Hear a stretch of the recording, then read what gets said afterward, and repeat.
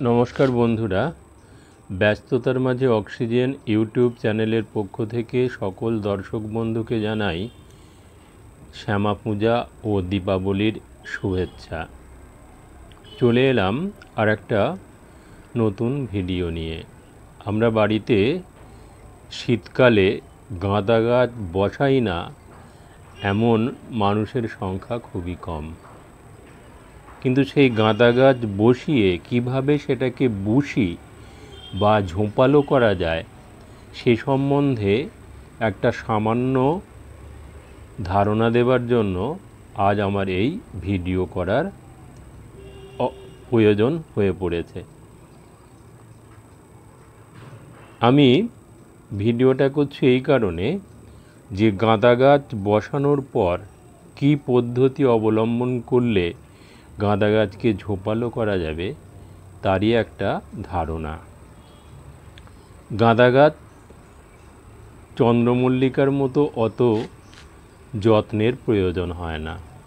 আপনারা যখন মাটিটা তৈরি করবেন সেখানে ভার্মি কম্পোস্ট বা গোবর সার বা কিচেন ওয়েস্ট কম্পোস্ট যে কোনো একটা নেবেন 50%, গার্ডেন সয়েল নেবেন 50%, আর 1 মুঠো শিংকুচি,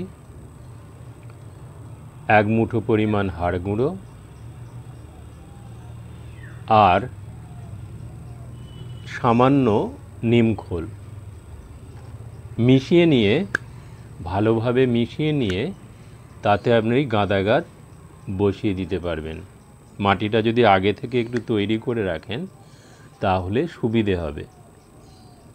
গাঁদা গাছটা বসানোর পর 7-8 দিন পর গাঁদা গাছের ডগটা ভেঙে দিতে হবে।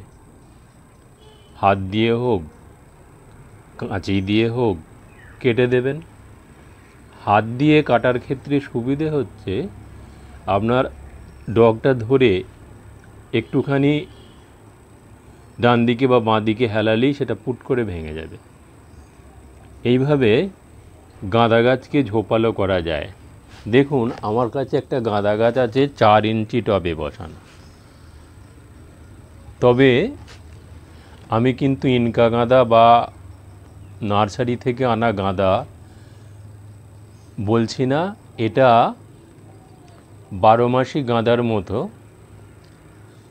সাধারণ গাঁদা আমি গত বছরে করেছিলাম এবং তার ডাল রেখে সেটাকে বাঁচিয়ে রেখেছিলাম এবং তার ডাল থেকে আমি চারা করেছি এবং সেই চারা করার পর গাছটা বসানোর পর দেখুন 4 ইঞ্চি টবেতেই এত ঝোপালো হয়েছে।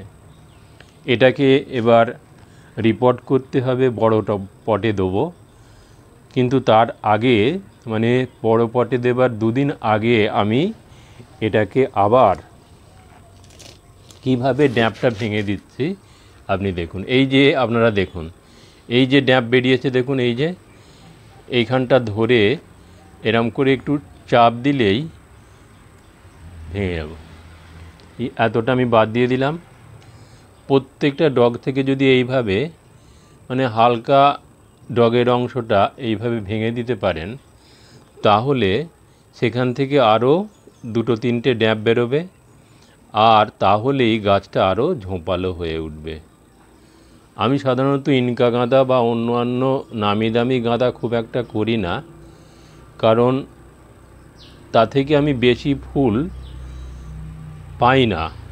মানে চেষ্টা করে দেখিনি আর কি, চেষ্টা করে দেখলে হয়তো পেতে পারবো, কিন্তু আমি দোকান থেকে খুব একটা বা নার্সারি থেকে খুব একটা গাঁদা কিনে আনি না। কারণ নিত্য প্রয়োজনের জন্য, নিত্য পুজোর জন্য যে ফুলের প্রয়োজন হয় সেই ফুল ইনকা গাঁদা হলে তুলতে গেলে খুব কষ্ট, কিন্তু এই গাঁদা এত বেশি পরিমাণে হয় যে পুজোর ফুলের অভাব হয় না। তাই আমি সাধারণত এই দেশি গাঁদাটাই করে থাকি এবং এই দেশি গাঁদাটার সুবিধে হচ্ছে এইভাবে যদি আপনি ড্যাপগুলো মানে ডগগুলো কেটে দেন বা ভেঙে দেন তাহলে খুব সহজেই এটা ঝোপালো হবে, বুশি হবে এবং প্রচুর প্রচুর প্রচুর পরিমাণে ফুল হবে। আমি সাধারণত এই গাঁদাতে তেমন কিছু সার প্রয়োগ করি না। সর্ষের খোল ভেজানো জল দিই, এক সপ্তাহে সর্ষের খোল ভেজানো জল দিলাম, পরের সপ্তাহে বাদাম খোল ভেজানো জল দিলাম, এবং তার বাদাম খোল বা সর্ষের খোল দেবার 2-3 দিন পরে সবজির খোসা ভেজানো জল, সবজির খোসা পচা জল, এগুলো আমি ব্যবহার করি। আর ফাঙ্গিসাইডের ব্যাপারে অনেকই ফাঙ্গিসাইড বাজারে আছে। লাইটক্স, সাপ, রিডোমিল গোল্ড হচ্ছে আপনার ফাঙ্গিসাইড। আর পেস্টিসাইড হচ্ছে আপনার, পেস্টিসাইডের মধ্যে রয়েছে, আমি বেশি ব্যবহার করি কাকা এবং কনফিডার। ঘুরিয়ে ফিরিয়ে যদি ব্যবহার করেন তাহলে কোনো রোগ পোকার আক্রমণ হবে না। আর যেভাবে তরল করে আপনার সর্ষের খোল ভেজানো জল বা বাদাম খোল ভেজানো জল দিতে পারবেন, সুবিধে হবে। আপনি যদি অনেকটাই মানে সামান্য সর্ষের খোল থেকে অনেকটা জল মিশিয়ে দেন, তাহলে সপ্তাহে 2-3 দিন আপনি সেটা ব্যবহার করতে পারবেন। এবং এইভাবে করলে কি হবে, গাছের গ্রোথ খুব তাড়াতাড়ি বৃদ্ধি পাবে।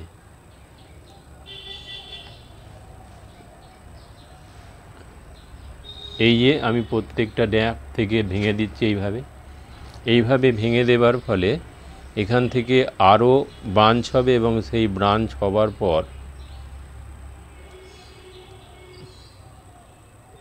গাছটা আরও ঝোপালো হয়ে উঠবে, এবং গাছটা ঝোপালো হয়ে গেলেই তাতে কুঁড়ির পরিমাণ অনেকটা বাড়বে। যেমন এইভাবে ডগ ভেঙে দিচ্ছি, এইভাবে ডগ ভেঙে দিলে আজকে ডগ ভাঙলেন, কালকেই কিন্তু খাদ্য দিতে হবে, তবে গাছ আবার নতুন ডগ তৈরি করার প্রস্তুতি নেবে, আর তাতেই কিন্তু গাছটা ঝোপালো হয়ে উঠবে। নমস্কার। আর বিশেষ কিছু বলছি না আজ।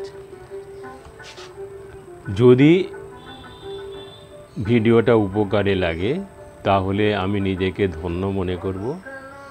আর ভিডিওটা যদি আপনাদের ভালো লাগে তাহলে অবশ্যই লাইক, শেয়ার, সাবস্ক্রাইব করবেন।